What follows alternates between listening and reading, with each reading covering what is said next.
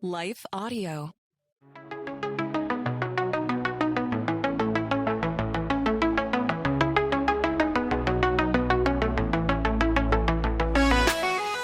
Hello, and welcome to the Confessions of a Christian Alcoholic podcast. I am your host, John Seidel. This is your home for real stories, radical vulnerability, and remarkable comebacks. In the end, this podcast is a place for the desperate, the downtrodden, the destitute, and especially the drunk. But it's also a place of hope and healing. I know that firsthand because I'm the Christian who became an alcoholic, not the other way around. Today, I've found sobriety after decades of struggling. But more importantly than finding sobriety, I found Jesus. My prayer is that as I interview people just like you and just like me, along with professionals in the fields of trauma, faith, and addiction recovery, you will find the peace that is available to you through Christ on the other side of whatever you're going through and whatever addiction that might be. Because let's face it, we're all addicted to something. So welcome. Let's get radically vulnerable as we explore what it looks like to be on this journey of messy sanctification. We'll be right back after this. Hello, and welcome back to another episode of Confessions of a Christian Alcoholic. I'm a little nostalgic today, maybe a little sappy, and that is because I'm so thankful for all of you. You know, we have plenty of listeners and great downloads and all of that, but yet I think there's still more to come, and there's still more people who are going to be introduced to this show, especially once the book comes out. But I'm so grateful for you who are already here, and I'm just grateful. And part of that is because I received today a great review from Publishers Weekly, which is one of the big book magazines that's out there. And, you know, it's not a Christian publication, and yet they gave the book a glowing review and encouraged people to go buy it and to read it. And I'm just sitting there thinking, man, this is what this is all about, right? Like, my goal, obviously I'm talking to Christians a lot, but I also want this message to get to anyone who needs recovery, because I know that the best form of recovery is Christian recovery, because Christian recovery has Jesus, and Jesus is the great healer. And so I'm just really thankful for that review and for you. I'm also thankful for today's guest. You know, there was a stack of books that I read in my early recovery, in my first year of sobriety. And one of those books was called Sober Spirituality, and it was written by a woman named Erin Jean Warde. And Erin is a beautiful writer. I think there was so much that I underlined in her book. There was so much that was helpful. There was so much that gave a voice to what I was thinking and feeling and experiencing. And I'm so grateful for her bravery to talk about being a Christian who decided, I have a misordered relationship with alcohol. And so she changed that. And I think the other thing that was really helpful about Erin's book is that Erin unashamedly comes from a more liberal side of the spectrum. And I think in reading her book, it became so obvious to me that this is not a conservative Christian problem. This is not a liberal Christian problem. It is a Christian problem. That no matter where you are in that spectrum of Christianity, that we can make idols out of anything, and we can run to alcohol to escape. And so I think I actually quote Erin's book in my book because there's this moment where she talks about how her friends used to say, well, at least we're not like those conservatives, right? At least we're not like those uber conservative Christians, and we can have fun and we can drink. And yet I know that in my circles, there's plenty of people like, well, at least we're not drinking like those liberal progressives, right? And you just get all these people that are just looking at each other and they're both thinking, I'm better than them and I'm better than them. And the devil's sitting there being like, I got them both, right? And so I think out of there were so many things that were helpful, but that was really one that spoke to me. And so I knew when I started the podcast, I needed to talk to Erin. And so this is a conversation that I've been looking forward to bringing you all in on. Erin is such a sweet soul. She's such a sweet spirit. She has this Southern comfort in her voice, which, you know, as someone who drank a lot of Southern Comfort, I'm kind of an expert in Southern Comfort. But she has this just friendliness to her and this sweetness to her. And so we talk a lot and we get deep, and I think you're going to enjoy it. So without further ado, Erin Jean Warde. Erin, thank you so much for joining the Confessions of a Christian Alcoholic podcast. I am so excited to have you. What a gift. I'm really honored and thrilled to talk to you today. Thank you so much for having me. You know, I think I talked a little bit about this in the intro, but this has happened on several occasions with this podcast, but there was really a stack of books that I read in my early recovery, and yours was one of them. And I think I literally think I was thinking about this before we started. I think I just typed into Amazon like Christian sobriety books and I was just like so thirsty and so hungry. I'm like buying it. My wife is like, what are all these Amazon orders? And so here, if you're watching this podcast, here it is. I have it up here. We're going to be talking. She has it too. We're going to be talking about this book, but this book came out again. Remind me, was it 2022?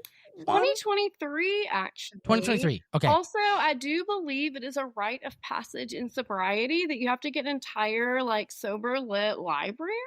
I think my Kindle is so just like sobriety pilled. Like if you scan through the books, it's just like all of these broken wine glasses. I mean, I just think what we do because we're seeking community. We're seeking to know that our story is not the only story, right? And so I just want to say, very excited to add your book to my own sober, bibliography of my life, but also whomst among us didn't drop redacted amounts of money on sober lit books when they quit. So.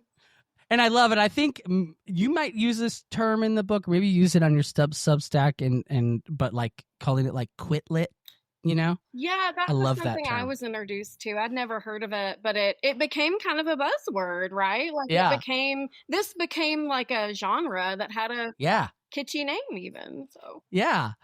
Well, we're going to get into the book, which I am really excited about. And by the way, it's really funny you say about the broken wine glasses because as we're recording this, I am getting the first looks at the cover, potential covers, I guess, for my book.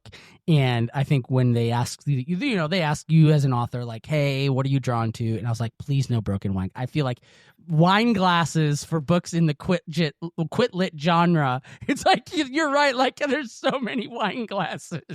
I just want to say that like, that was also my only real request. Like that's how we ended up with like the cover of my book is I wanted color. I wanted joy. I wanted to acknowledge, the subtitle of my book is The Joy of a Mindful Relationship with Alcohol. And so I said the same thing. I was like, I have no negativity toward it, but I really would like something that posits joy, even in just beholding it. And so that's really funny that our people got very similar emails from us around cover choice.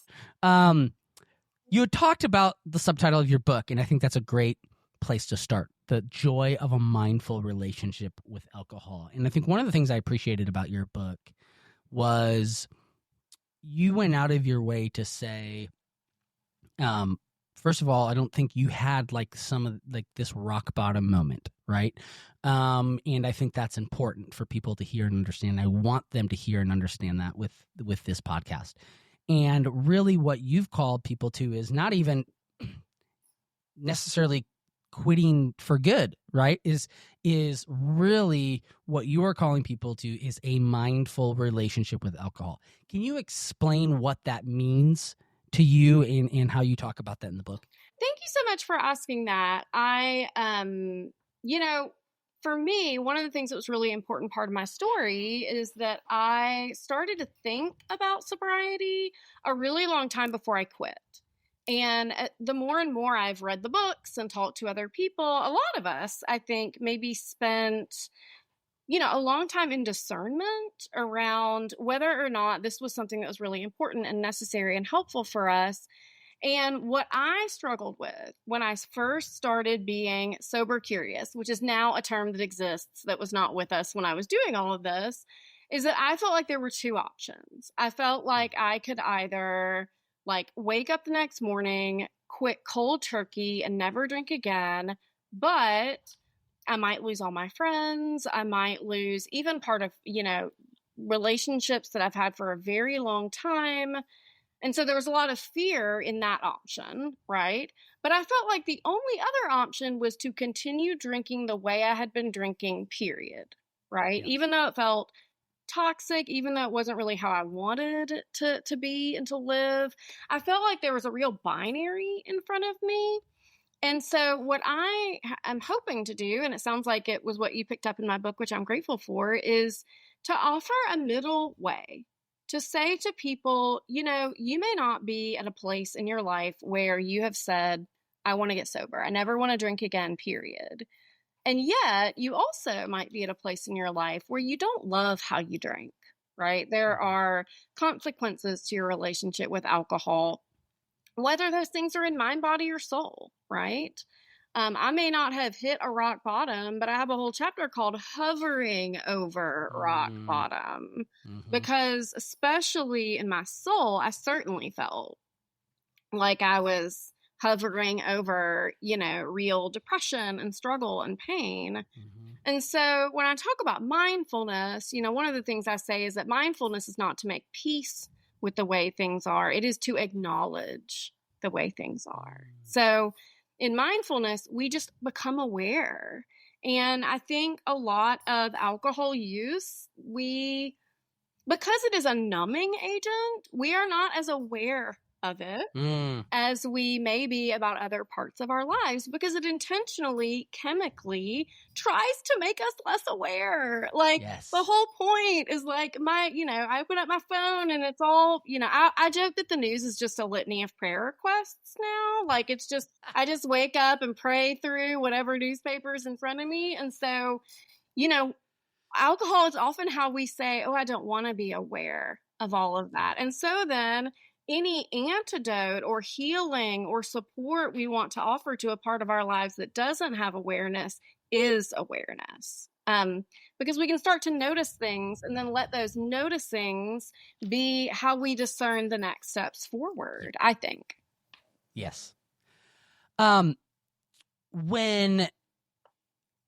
maybe you can kind of then walk us through your story. You talked about getting, hovering over rock bottom. You open up the book kind of explaining, you tell this kind of, if I remember right, this kind of like hangover moment or feeling just a certain way towards your drinking. And so walk us through your story when it comes to what finally caused you to say, I am going to be mindful about this. I am going to reframe my relationship with alcohol. Absolutely. For me, it was a very slow process. Like I said, I really thought about it for, at least 1.5 to 2 years before I actually quit. But it's also something we don't want to think about. And so it's really easy for the thought to bubble up and to entertain that for a little bit and then decide or have an event where the holidays are coming. I want to go to all the Christmas parties. So I think I'm just not going to think about this for a little bit, because instead I'd like to go to all these Christmas parties, right? And so it would bubble up, and then I would kind of set it back, and it would bubble up and I would set it back. And different things would also make it emerge. You know, you have a really rough night and you wake up and you're like, or I would wake up and say, oh, I don't think I need to be drinking so much. But then someone invites you to go out for a happy hour and you're like, I'll see you there at 5, right? And so there's this back and forth that I was experiencing in my life. But first of all, I did give it up for Lent. And so I was trying to like find opportunities to like take breaks that would give me space to really think about it. But also, I was looking for a good excuse. It felt really easy to say, oh, I'm giving it up for Lent, right? Because that's not about me. That's not about my relationship with alcohol. This is a Lenten discipline, right? And so there was a lot of that going on in me and in my soul. And finally, well, not finally, I would just say that things shifted when I would have told you I had 2 separate challenges that I was dealing with. One of them was the discernment around alcohol. And the other was this question of, am I happy in my life? Like I really was assessing my life and asking, where is the joy? Like, why is it that I don't feel this palpable sense of God's joy in my life? And one day I sat down and I wrote a list of all the things, you know, what are the pie in the sky things that would make your life joyful? And I wrote down things like, oh, I'll write a book, you know, I'll love my body, I'll, you know, do all of these things. And I pulled back and I just looked into the list, right? I just reviewed the list.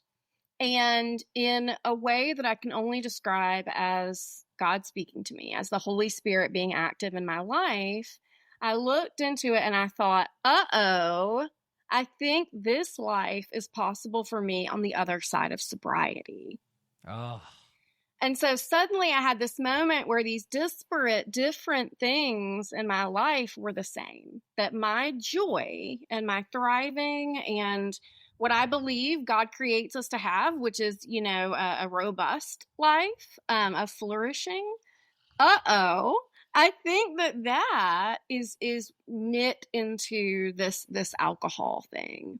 And that really pivoted it for me because it was no longer, oh, I need to think about my relationship with alcohol because of the consequences of this action. It was, I want joy in my life. I want to feel the blessing of God. And so the motivator became so positive that I really wanted it in my life. And that helped me to move forward toward sobriety. It still took me a while. You know, I would have stints of sobriety and then I would drink again because of typically social invitations or anniversaries of celebration. But that is when I would say I started to realize I actually want sobriety. Like, I think that when this is all said and done, when this tussle is over, I will be sober. So thank you for sharing that. I know that there's, that's the story of, you know, I know that's the story of people listening right now. I think what's interesting to me, and I quote you several times in my book, and in one of the ways I quote you is to talk about how the problem of alcohol has permeated the church in general, right? You know, talked about in the introduction, you and I come from different, you know, denominational backgrounds. And I found it so fascinating that I talk about how in the Reformed tradition that I come from, that, you know, how many podcasts there are about, you know, beer and Bible and how that has come into the more evangelical line. And I thought it was so interesting that you talk about, I think you call yourself a progressive Christian, that it's just as prevalent there. But the irony is that people in your circles would say, well, at least we're not like those stuffy, you know, those stuffy conservatives. And yet I thought, oh my gosh, like that was an aha moment for me. Is that, and I think, I can't remember exactly how I read it, but like, we're all looking at each other saying, well, at least I'm not like that. And yet we're all the same thing. You know what I mean? We're all like that. So that's where we land, right? Exactly, right? So talk to me about how you have seen alcohol permeate the Christian culture in your circles.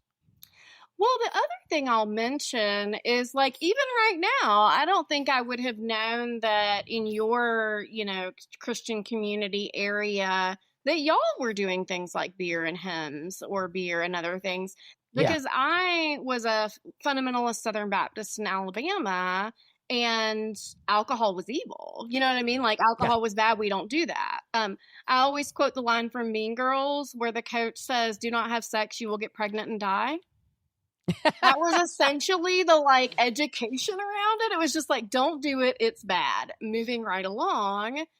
And so that was like one experience I had. But then moving over into some of the progressive church spaces that I now reside in, we're at the other end of the pendulum, I would say, which is eat, drink, and be merry. Jesus drank wine, kind of that attitude. And one of the things that I talk about in the book that I think speaks to what you're saying about how we're all kind of looking outward instead of actually, let me use my language around what you just said. I'm observing that we're all looking outward when the heart is maybe to look inward, right? Yes. And to not be looking at each other, which is what I've tried to do, right? I've tried to go internal and not look at other people and what they're doing, but focus on myself. But one of the things I say is that if we look at that pendulum of do not drink, it's evil, it's bad, period, versus eat, drink, and be merry, Jesus drank wine, neither of those theological approaches are actually mindful, right? The reality is that plenty of people are drinking, right? Plenty of people are drinking. And so there does need to be that education and awareness around it, as opposed to just don't do it, when we know people are going to be tempted to drink, right? We are going to enter into cultures that tempt us to drink. And also to just say, do it, it's great, Jesus did it, doesn't help us get into that heart space of healing either. And so instead of looking at, oh, these people are doing it great, these people are doing it wrong, instead of kind of seeing us in factions, right? What if instead, as what I would call the body of Christ, we understood healing as actually being vital to every living creature, to all people made in the image of God? And how much stronger might we be if we were to support each other in that mutuality? Yes, so true. I think your biography begs this question, and it's a question I've asked myself, right? So, the biography on the back of your book, an ordained Episcopalian priest, right?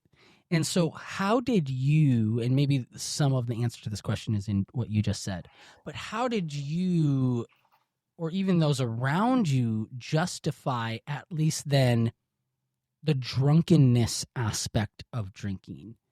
I know how I did, right? And some of it, but and that's not to say it was a great justification, right? But how, I think there's going to be people listening to this who are like, well, she's a priest. How could she do that? Then they're the same people that say he's a Christian author. How could he do that, right? But I'm curious at the time, even, and you talk about cognitive dissonance in your book, but how were you justifying maybe that taking more of those liberties in your mind? Well, I think for me, a big part of it was that this was out in the open. Like, this was not private drinking. This was not, certainly I would come home after a long day of work and crack open a bottle of wine. I'm not saying I didn't do any of my drinking privately, but I mean, it's not as if I was drinking and everyone else in the Episcopal Church wasn't. You know what I mean? And so, first of all, I don't think I've ever been in a context where we've gone so far as to, quote, theologically justify drunkenness, right? Right. But certainly when you're in a context where you think, gosh, I'm not even the one necessarily shutting the party down. Like, most people here are drinking. Ergo, if all of these good people are doing this, certainly that can't make me bad, right? Because I'm just in a community in which we're sharing, wine together, etc. Also, I mean, wine is a part of the sacrament. And so I think that could be in my tradition, right? Doesn't have to be. You can also use grape juice. That's always an option. But often Eucharist served in my context has real wine in it. But I think it's the cognitive dissonance. Like you've kind of answered the question in your own asking of it, is that, well, everyone in this room can't be a terrible person. We're all just having a glass of wine, right? And I think that also spans outside of religion. Like I work with plenty of people as a coach who have said, I think it would be weird if I were to say to my friends that I'm quitting drinking because we go drink for drink. And so if I show up and say, I think I have a problematic relationship with alcohol, my friends are going to say, yeah, but we drink the same. What's that going to say about me? Right? Yep. And so regardless of religion, regardless of church community, when we're in a context where it's not just us and we're not the only people engaging in it, we look at the cultural norms and we often don't want to push back on that. This is our community, so we're going to live and act in accordance with that community. We'll be right back after this. Yes. I will say that there are people that I talked with when I first, pursued sobriety and started down that path that were very convicted and in a sense lashed out at me in anger because of they were convicted about their drinking, right? Now, those conversations have since gone so much better, and I think there's been understanding, but you're right, and it does happen. Yeah. It definitely happens. There's a section, by the way, and if people are watching this podcast, there's a lot of times, and this is an example of where Erin would write something. You can't see my little chicken scratch, but I'll say same exclamation point. And so this is one of those sections that I wrote same and want to ask you about. And it's early on in the book. And you say, I was, in my choice to quit drinking, experiencing the greatest spiritual awakening I had ever known. And I revel in that continuous awakening to this day. And it almost brings a tear to my eye. Because I like to say, and I tell people, when I finally surrendered to the Holy Spirit about my drinking, it was the most rapid and rabid spiritual growth of my life. And you talk more about this later in the book too, of even just describing the sweet relationship with Jesus that resulted. Explain that process and how that unfolded in your life. Yeah, I mean, same. I think that one of the most interesting things about like sobriety and being a coach and all these sorts of things is that like quitting drinking is also not about quitting drinking in a lot of ways. Yeah. Like it is about no longer ingesting the liquid substance that is alcohol, right? Mm-hmm. But it will open up every single facet of your life if you let it, for the better, right? Mm-hmm. Because it is such a radical vulnerability, right? It is such an intense choice. And for me, I mean, it's as much as just, again, that awareness. Like, I didn't realize, like, I would have told you, like, certainly on nights when I was drinking, like physically drinking, of course, I was not as aware. I was not paying attention. I didn't realize how much it had really pulled back from my awareness writ large in my entire life, right? Mm-hmm. I'm a creative, I'm a writer, that matters to me. I didn't realize how little creativity I was able to really like express in my life, because there are facets of my being that are the creative facets of my being that I think are the tender places where the Holy Spirit is most clear and most loud to me. And I think I had numbed myself out of those parts of my own self, right?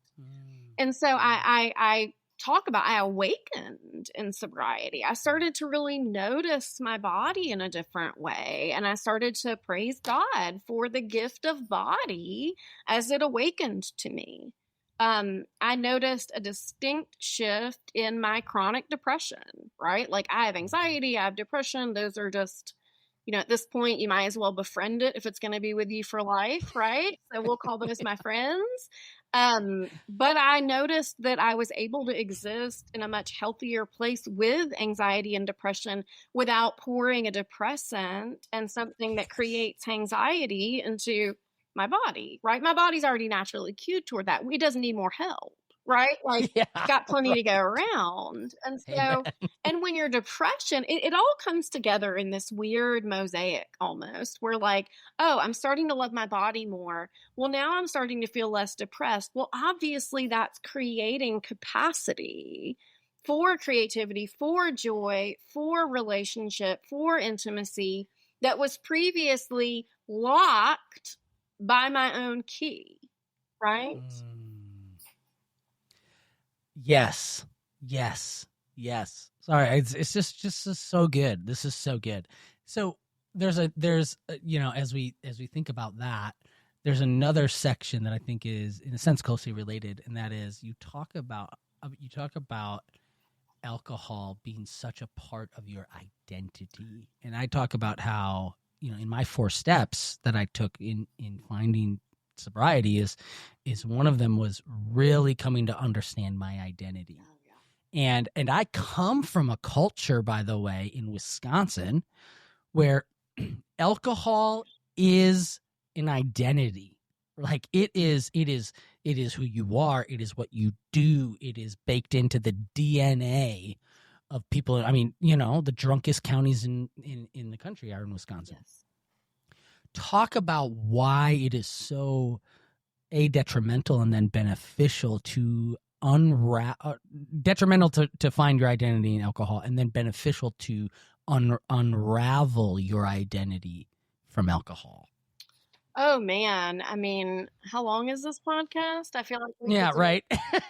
we could break some world records if we really wanted to. So the identity thing is so interesting because I think if I were to say, it's so funny because to look back, I'm like, none of this had any, like, that was not my identity. That was not a good place to put it. But at the time, I would have told you that, alcohol was a status symbol. Like, it was good to have certain types of wine. If you were going to throw a party, you want to make sure you have a midline, type of brand. And that sort of way of understanding, oh, I'm a hostess. And so I really need to know about alcohol because this makes me a better host. Or I'm funny, and alcohol really helps me be a little funnier. It makes me a little punchier. It makes me more fun to be around, right?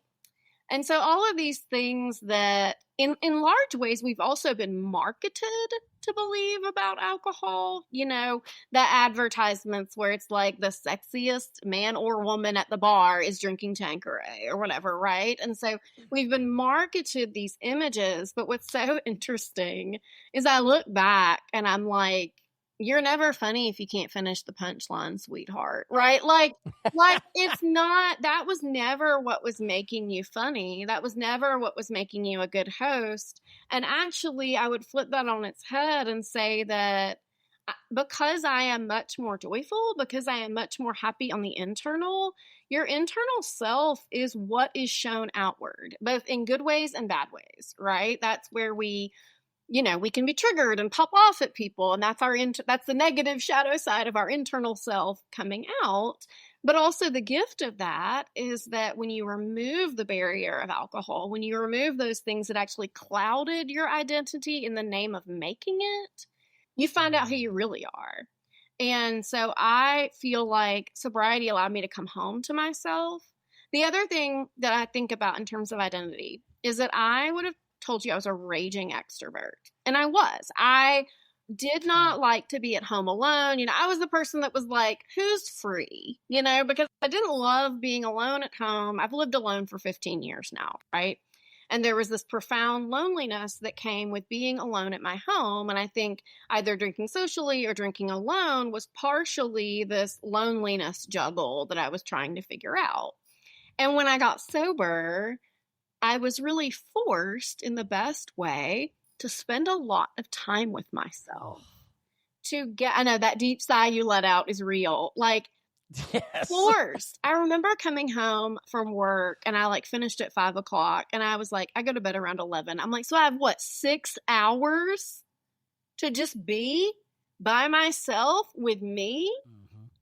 And so at first it was just repulsive to have to like be with myself. But what I ended up experiencing was befriending myself. And now I would say I'm much more, if we look at the like Myers-Briggs kind of pendulum of E and I, extrovert, introvert, I'm still an extrovert because that's where I get my energy, but I'm much closer to the middle. I really enjoy being alone at home, caring for myself, reflecting, and I also enjoy being around other people, being in close relationship and the nurturing that comes with that relationship. But the alcohol also, it pushed me past my body's limits. I realize now I get tired and I'm like, cool. I hit a wall. Y'all have fun. It's 8:30. I'm going to go home because I'm tired. And alcohol, when I was out and about, I would stay up so late. And I think I was so numb in my body because I was drinking that I couldn't feel the natural cues of exhaustion. So what do? You drink late, then you go to sleep. You don't sleep very well because it doesn't really facilitate good sleep. And then you wake up the next morning and you rinse and repeat. And so you end up in this chronic exhaustion that sobriety really healed in me. And so now part of that awakening to my body is also saying, oh, now I know when I'm tired, and I also know when I'm wired, and I'm able to really keep a finger on the pulse of my body, which is part of my identity. My identity now is that I am the person that will happily leave at 8:45. Yes. Right. And I love that about myself because I hang out, I love my people, and I go to bed. You and I have joked about that on social media, that and you wrote this in the book. So I think you called it like, there's a difference between like regular bedtime and sober bedtime. Oh, yeah. And sober bedtime like gets earlier and earlier. So I worked at a sobriety company and I have a ton of friends still from there. And we say that like 8:00 is sober midnight, like sober midnight is so early. And like, I shouldn't say 8:00, but like, I'd like to be physically in the bed by 9. I may not be asleep. Oh. I've got at least 20 TikToks, that I need to review for my files, but I just want to be like resting. I want to be winding down. I want to be, getting ready for bed. Yes, same. You talked a little bit about identity, and something you said there reminded me of this, and that is, you talk about having to sit with yourself, and I let out that deep sigh because, yes, I mean, I think that was the hardest thing for me, is learning to sit with myself. And what I found, actually very similar to you, I'm an extrovert, and ironically, as I got into the heaviest parts of my drinking, I became an introvert, but for the wrong reasons, right? No, I know. I became an introvert because I just wanted to seclude myself and drink, right? I empathize. And yet now I found I have become more introverted, but in the right way and for the right reasons, right? I love what you said about learning that you were pushing your body past its natural limit. Like, okay, your natural limit of extrovertism is over here, and you were pushing. That's very good. I love that. But some of the hardest advice I have to give people in early sobriety is, it is going to be tough because you do have to learn how to sit with yourself, and there's no magic bullet for that. Like, I can't give you a magic, like, it is something you have to learn. And what I found is that so much of my drinking, and especially as I got into the destructive aspect, was I was trying to escape myself, my own thoughts. And you talk about escapism, and I love what you say. You say alcohol is, among other things, an opportunity to escape, but never move to not feel what is in front of us. Alcohol is an escape hatch, but at the bottom of it, we tend to find the problems that forced us to cope. I've used this phrase on the podcast before, but there's an author, Laura Love Hardin, He says, I only ever chase the white whale of addictions, and that is escapism. And I think what you're saying and what I say is that so much at the heart of a lot of this is that desire to escape. What did you learn about that desire to escape? Oh, wow. I think the biggest, I mean, it's so real, right? The biggest thing that I think I learned about the escapism is like, as I said before, I think that loneliness was a big part of it for me. And so, like, if I don't really want to be alone with myself, but I have 4 hours at the end of every day where I have to be alone with myself, I'll drink. And then that way I'm not really alone with myself because myself has checked all the way out of the building. Yep. Right. But I also noticed, and it's related, I also think there were times in my life where, what I really wanted to do was go home and go to bed and, not be up and about. But let's say there's a work event and alcohol is being served. Well, alcohol is a great way for us to, leave the rooms we can't. Meaning, I can't physically leave this room. This is a work event. But I can have a glass of wine, and that's going to help me get as close as I can to not being here right now, right? Wow. This is also something that I kind of had that revelation for myself, and I've noticed it with parents as well, that there is this physical need, like I've got to stay home, I've got to be with the kids, they need someone in the house, right?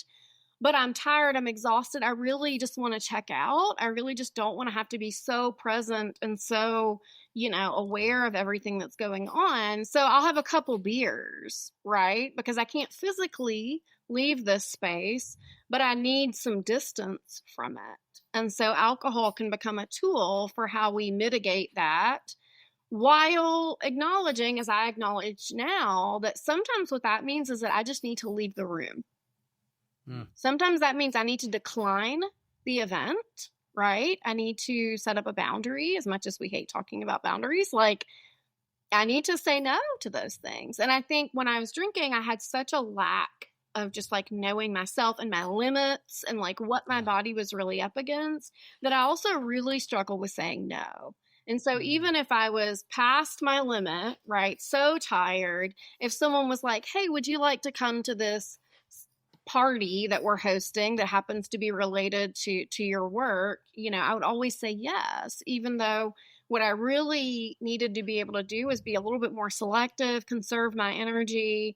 So I would go, and then it would be like, well, I'll just have a couple glasses of wine, and that'll be part of it. I also think it's the treat mentality, right? Like, I would like to be at home, asleep in bed, but if I'm going to be out and about, and if I'm going to have to be up and functional and doing things, at least I can have this little treat of a glass of wine, which also plays into often, the way I thought of my evenings. I've had a long day. I've worked maybe 12 hours. You've earned it, right? Yep. Like, how often has the sign in the brain been, you earned it, go get yourself a glass of wine, work hard, play hard. Have a nice evening. You're finally resting the way that you want to. The challenge, though, is what I really needed was restorative rest. I really needed actual rest. And alcohol, chemically, I think often acts in opposition to our rest because it does have that kickback anxiety and that depressant and that way that it can mess with your sleep. And so in many ways, I thought I was rewarding myself. I thought I was giving myself a treat at the end of the day. And yet I learned it was not serving me the way I had hoped it would when I opened the bottle. Yeah. What you just said there about the idea of alcohol giving us a mental way to escape while physically being present. Wow. I think that is, even as someone who talks about escapism, I never quite put it like that. And I think that is so powerful. And I think that's why mommy wine culture has taken off so much. And so, man, thank you so much for sharing that. there's a section in the book where you talk about, you kind of go through some of the arguments that people use. Well, it helps me sleep. Well, it helps me do this. And I think one of the things that I really love about what you wrote is you actually go into a bunch of the science behind alcohol and what it does. And I had originally planned on having that in my book, and I ran out of words. I ran out of space. So I had to cut it. And so I really appreciate that you were able to keep that in your book. What were what was the most surprising thing that you realized about the science of what alcohol does to us? Great question. Let me first say that I never in a million years would have said, oh, I'm like a neuroscience nerd. Like I have an English degree, a creative writing minor, and a master of divinity. Like, never in my life have I thought that brain chemistry would be something I would become passionate about.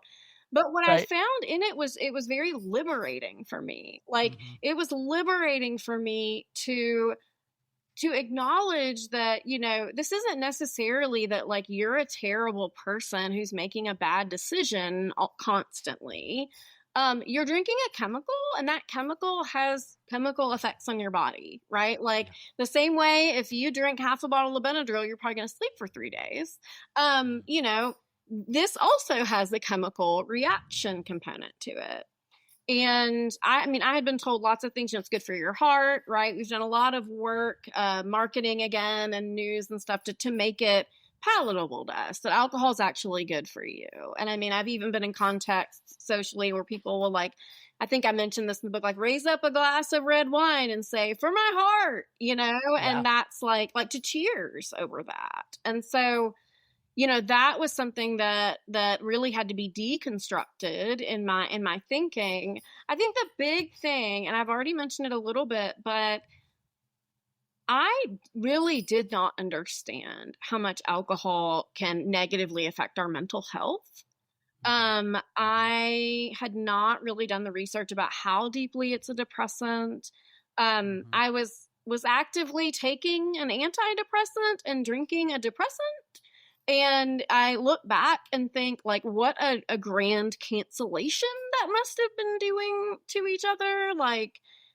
And yet I was trying to care for my mental health, right? I really was trying. I was taking medicine, and yet I was doing this thing that was acting counterintuitively to that. And part of my choice of sobriety was acknowledging that I really do want to have good mental health. And I think this is something that is actively denigrating my wellness.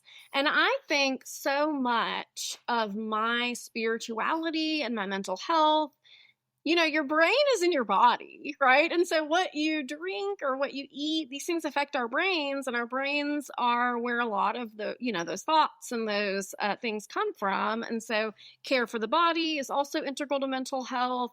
And this thing that I'm drinking, that I'm doing to my body, is really messing with my mind. But realizing for me, no, I really do want good mental health. And I think a requirement of that for me is going to have to be that I don't drink anymore. Now, I still could have chosen to keep drinking, right? But it was a big part of it for me. I was like, no, I really don't want to feel as plagued by depression. I really don't want to feel as plagued by anxiety. And I really do think this is playing a pretty primary role in my harm. We'll be right back after this. I would say I had that same realization or after, meaning part of the realization was how much I was sabotaging my own mental health. I wrote a book on faith and mental health while sabotaging myself, right? Now, I had enough, at least rudimentary understanding or rudimentary belief, at least, to put in my first book. I have to watch how much I was drinking. And I would say, towards the end of my destructive path, I was watching it all right. I was watching it, go down my throat is what I was watching. And it comes back to that cognitive dissonance thing. You can know what's right. You can know what you should do. You could know that you shouldn't mix, an antidepressant with a depressant, and yet we find ways to do it. Right. And so I think that really is an important point, and I thank you for making it. You've brought this up a couple times, and I want to ask you about it because the way that you talked about it, I don't get to talk about it as much in my book, but I do reference this, and that is you even explain how much we are constantly bombarded with marketing messages about alcohol. And, you go through stats about it in the book as well. Talk about that message that we are constantly being sold and told, and how much goes into making sure that we are getting that message. Oh man, well, how much goes into it? Billions of dollars, just to start there. I think the thing that I really struggle with is just that, and I mean, I did not really mince words on the subtitle of that chapter. It was subtitled "Exposing the Lies of the Alcohol Industry," because I do believe this marketing has served as a really, really negative and lie-filled space. Right. But more broadly, you brought up mommy wine culture, and that's another marketing thing, right? Like we something that is a really interesting statistic, and I don't have it in front of me, so I can't like properly cite it. But I learned in my research that, many years ago, it was often thought of that things like struggling with alcohol, whether you want to call it alcoholism or addiction, substance use, was a very masculine challenge, right? So what the stats were saying was that, what we would call alcohol use disorder or alcoholism, these were things that were very male centered, like much higher rates of men. Well, I can't help but I like to laugh even though things are bad, and so I make jokes in order to cope. And so one of the things that I've said a couple times is like the space where I wanted gender equality was not necessarily in the addiction space, but now we're at a very gender equal place with alcohol use disorder, the spectrum of that as well, and so. And a lot of that is the marketing, right? We've got onesies on babies that say, "I'm why mommy drinks." Yeah. Which I find, I can't think of a different word than sobering, but like that is a really hard thing for me to witness. Also knowing what family orders and family messages do in order to set us up for what our future, what children's future may be regarding substances. And, this onesie that's meant to be funny is also an act of blame, right? We're putting on a baby that you're why mommy drinks. And that is a really, really hard thing, I think, for baby and for parent and for family system. I also know that, as we talked about earlier, as women face pressures in life, just like men, right? So there's not necessarily a gender inequality here, but there's like, we all have tons going on. Loneliness is at epidemic levels. Let's not even get started on COVID and how COVID just like put so many of our challenges literally in a pressure cooker. And the pressure cooker was you can't leave your house, by the way. Yep. What kind of Squid Game situation were we forced into for like 2 years, right? And so there's just so many things that are going on. And I think we don't really talk about positive coping skills. We don't teach coping in schools and universities and even in seminaries the way I think we could. And so what happens? Well, we're people, we're influenced by marketing because that's what marketing is supposed to do. We're also struggling. We need to cope. Well, alcohol's not illegal. I'm not doing anything wrong with this. It isn't even largely stigmatized, right? It can be in some communities, of course. We talked about spiritual communities where that action is stigmatized, but it's more like for me, I wasn't trying to cope with alcohol.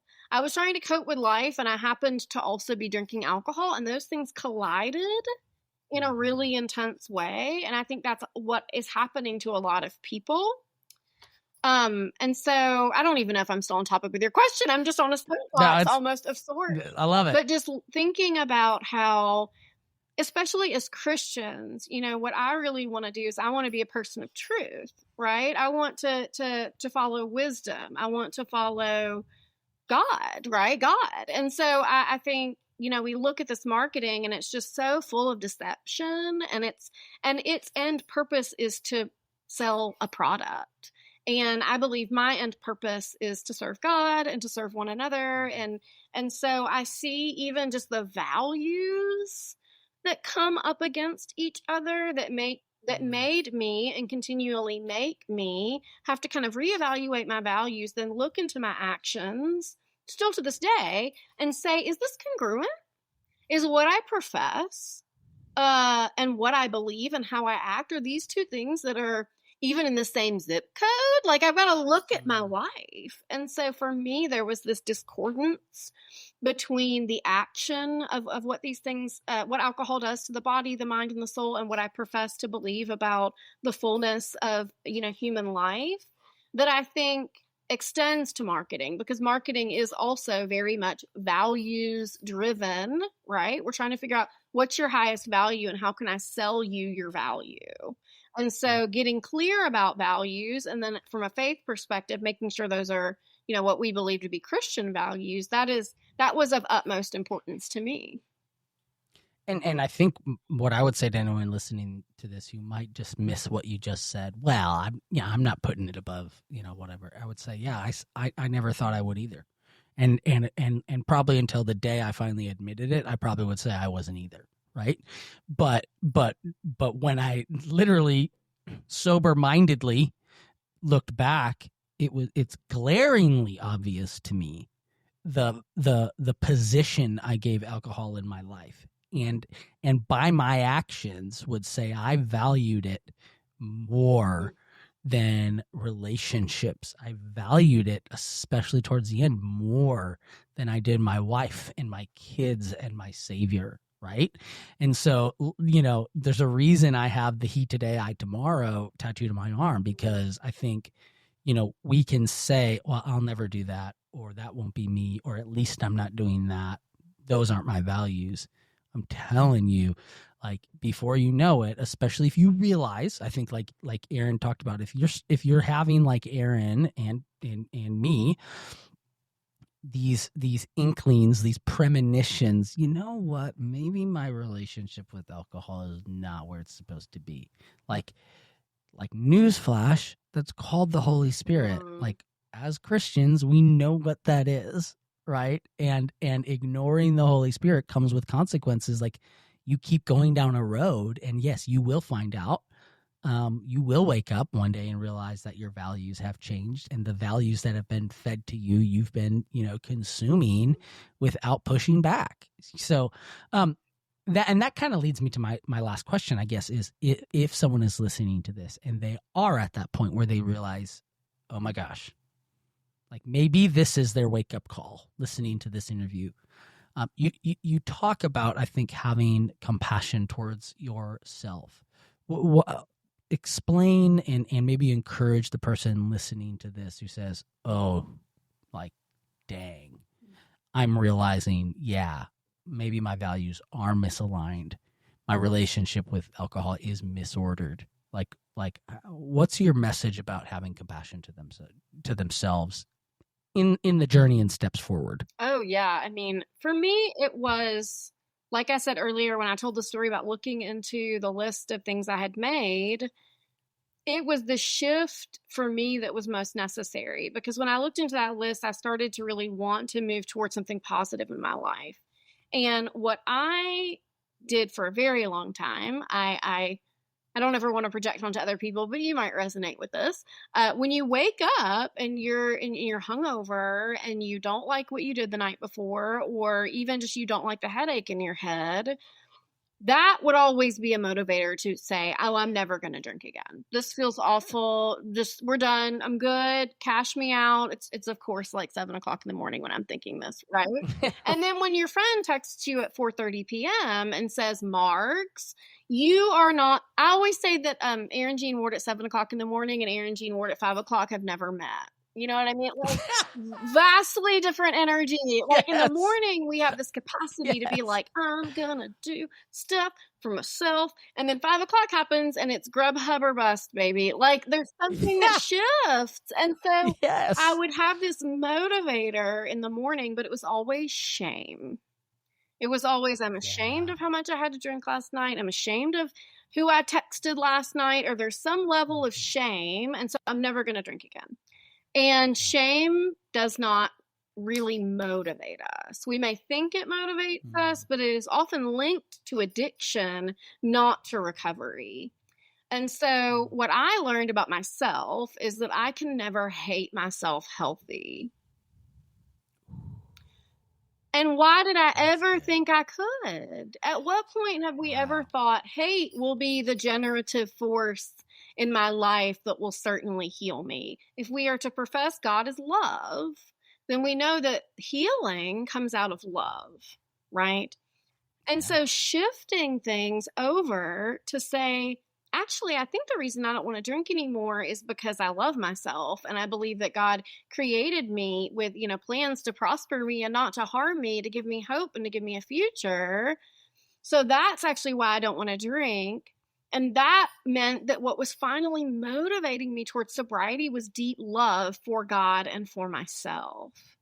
And that was when things took hold. That was when, I even talk about like the motivational interviewing tenets of like, what does it mean to lock into a person's motivational sense and a person's demotivational sense? And that's also a lot of what coaching is. Coaching is very much figuring out a person's, what motivates you, what demotivates you. Let's lean towards motivation and move you away from demotivation. And I think the spiritual aspect of that is that when the Holy Spirit comes to you, the Holy Spirit comes to you in love. And so that then models, like God models for us the next step, which is to respond to love in love. And so for me, the invitation into sobriety was God coming to me in love and me finally saying, I think I want to try to, respond to your love with love. Wow, that line, can't hate yourself into healing, I think is how you put it. Oh, wow, that is so great. And I think to that last part you said, I wrote an article on this last year that said, one of the ways I finally, like, how did I finally stop drinking? It was I stopped drinking by stopping trying to stop drinking. And what I talk about in there is I pursued Jesus, right? And I got sobriety thrown in, right? Like my goal wasn't just behavior modification, stop drinking, because that will always, that's me focused. Like I'm always going to disappoint myself. You know what I mean?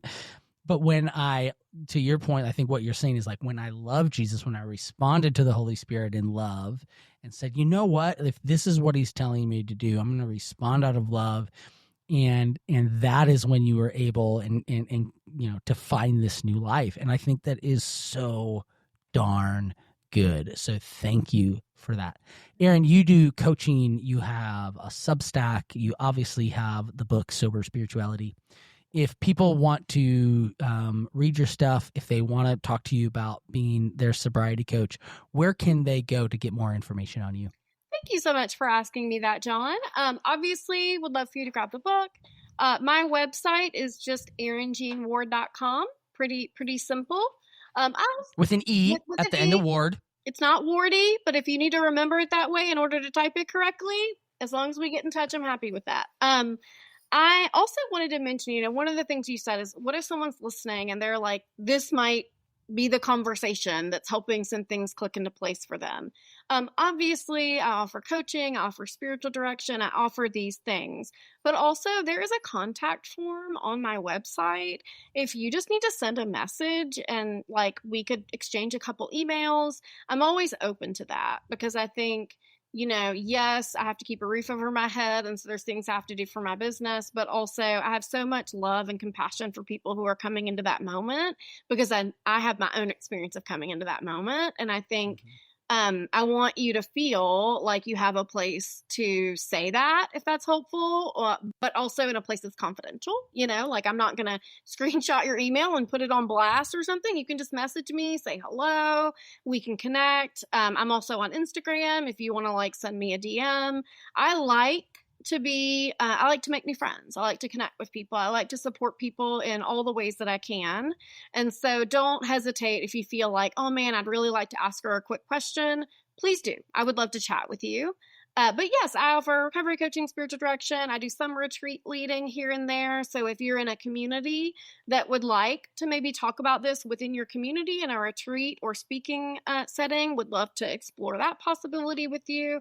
My Substack, I write there. It's not always about sobriety on my Substack. So if you are open to some variety of messages, that might be a place where you can hang out. And I would love to get connected with anyone listening who's interested. And I can confirm and affirm that when she talks about reaching out to her, whether it's via her form or Instagram, I think we started chatting on Instagram and here we are. Right. And so I can 100% say that is real. She will respond to you on Instagram. She responded to me and now we're having just recorded this podcast. Erin, thank you so much for your obedience in writing the book and your obedience in talking about this. It helped me, and I know it can help many more people. I appreciate you taking the time. Thank you so much. It's been an honor and a joy, and I can't wait to read your book when it's out. I am not lying when I say that when Erin said that line, you can't hate yourself healthy. Oh, like so much inside of me went off in the best way possible. And man, I've been sitting on that line since we recorded this episode, just waiting for this episode to come out so that I can use that. And I thought about like writing a piece using that line and obviously giving her credit, but I've just waited because I wanted it to hit with all of its power and force in this episode. So there was plenty of other great lines. I mean, when she's talking about how we don't teach coping, man, it's so true. I mean, we don't know how to properly escape. And I think so many of us reach for the easy, quick option. And if that's not alcohol, it's food. If it's not food, it's TV. I mean, there's just such a plethora of things. And so I just appreciate Erin so much. She has been such a consistent supporter, and I'm so grateful for her. So if you enjoyed this episode, would you consider rating the podcast on Spotify or Apple? That really does do a lot to get this in front of new and more people who need to hear it. Also, just want to, like I say every time, thank you to Life Audio, my podcast partner. Go to lifeaudio.com and you can check out some other great podcasts. Again, I am so grateful for all of you. Thank you. Go to christianalcoholic.com and you can reach out to me. I love hearing from all of you. Until next week, we'll see you later.